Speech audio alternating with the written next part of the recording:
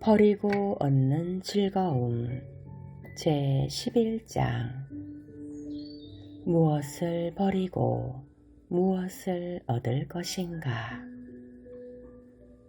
주는 만큼 행복해진다.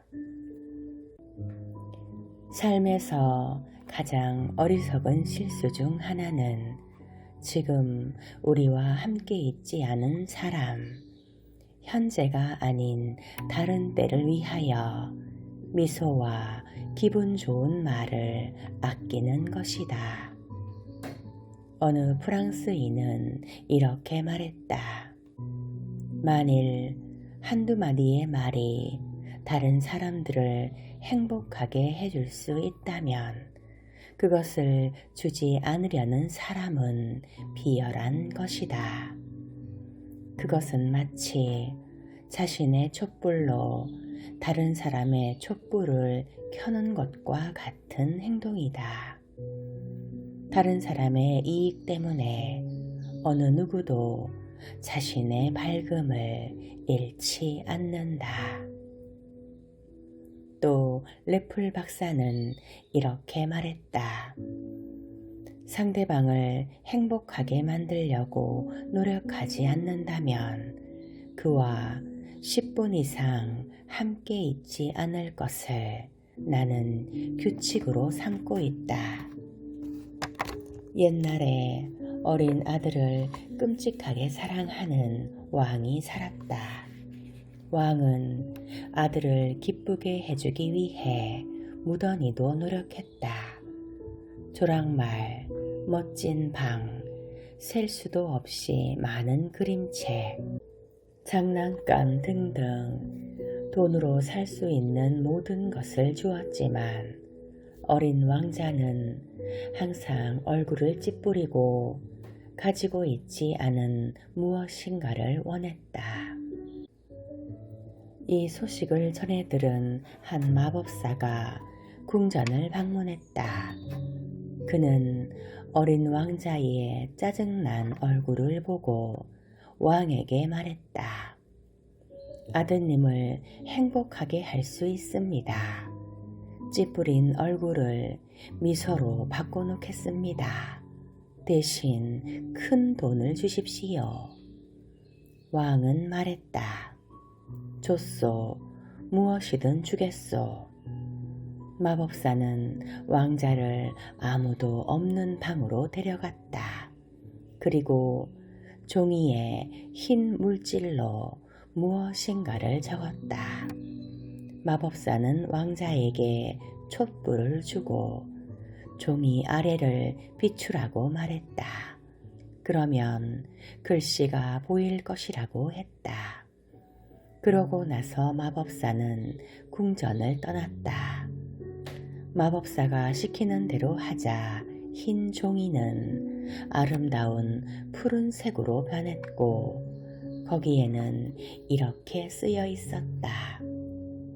매일 누군가에게 한 차례의 친절을 베풀어라.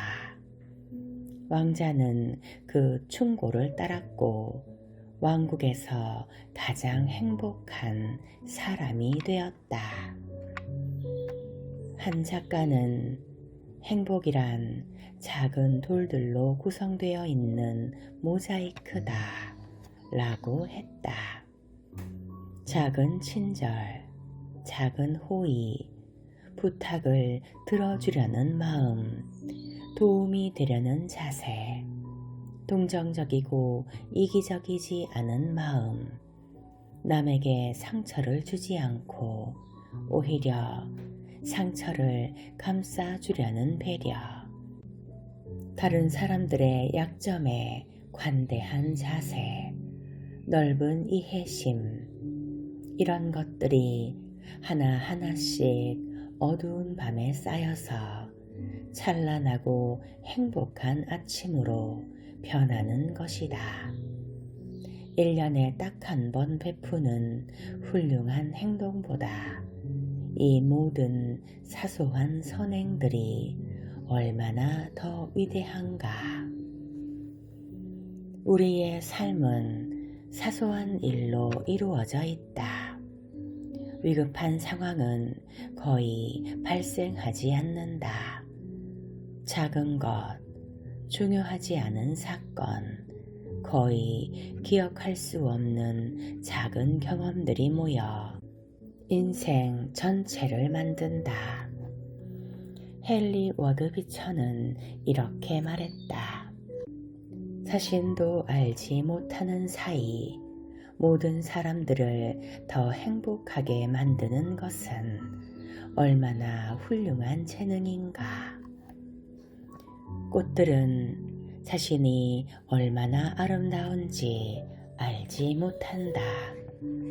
장미와 카네이션은 하루 종일 나를 행복하게 하지만 그 꽃들은 내 생각을 모르고 자신이 하고 있는 친절한 행위를 모르고 그저 꽃병 안에 다소곳이 모여 있다.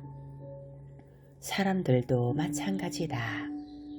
천성적으로 타인의 마음을 기쁘게 하는 사람, 관대하고 밝은 성격의 사람, 무의식적으로 행동하고 다른 사람들의 노여움을 가라앉히고 유쾌하게 만드는 사람, 가난한 이웃을 돕는 사람. 신은 이런 사람들을 축복한다. 그들은 모든 사람들과 사랑을 나누고 축복해 주기 때문이다. 성공하려면 대가를 지불하라. 빈손으로 시작해서 큰 재산을 모으고 저 멀리 명예라는 자랑스러운 신전이 반짝거리고 있는 가파른 산을 오른 사람들은 누구보다 강한 사람들이다.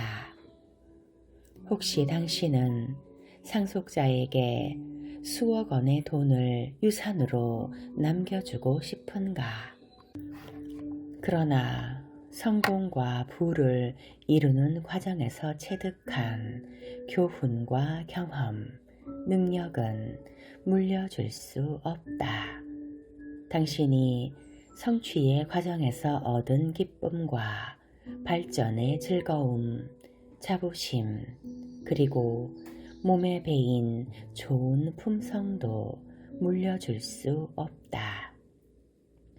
빈틈없이 원칙을 지키고 약속에 철저하고 인내하고 신속히 행동하고 정직하고 예의 바른 습관들은 물려주고 싶어도 그럴 수 없는 것들이다.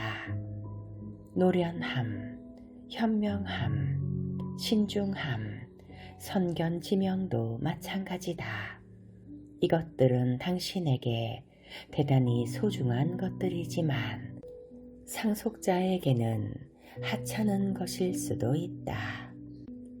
그것들은 당신에게 배움이자 힘의 확장이었지만 상속자에게는 게으름, 나태와 무기력, 허약함, 무지를 의미할지도 모른다.